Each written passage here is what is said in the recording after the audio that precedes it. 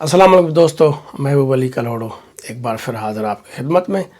आज हम आपको दिखाने जा रहे हैं सिंधी सकाफ़त के रंग।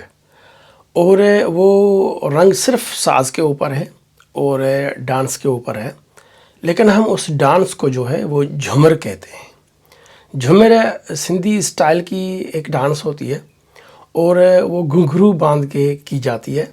हमारे सिंधी सकाफ़त के एक बहुत ही आला सिंगर गुज़रे हैं जिनका नाम था सैयद सलेमान शाह, और उसका ये स्टाइल इतना अच्छा था कि लोगों को भा जाता था। आज उसी ही तवस्सुल से और उसी ही तरीके की एक हम आपको झूमर दिखाने जा रहे हैं, जिसको आप डांस कह सकते हैं, सिंधी की घुंघरू के साथ। एक दोस्त के करटिसी की वजह से ये हम आपको जो है ना वो दिखाने जा रहे हैं। उम्मीद कि आपको पसंद आएगी। आप इस चैनल को सब्सक्राइब करें और इसको लाइक करें, इसके ऊपर कमेंट्स करें, ताकि हम इस शो को बेहतर से बेहतर बना सकें और आपको ज़्यादा से ज़्यादा एंटरटेन कर सकें। इंशाल्लाह आप खुश होंगे। अल्लाह आपका और हमारा सानी हो, हामी हो, और हमेशा आप खुशकोरम रहें। अल्लाह हाफ़िज़।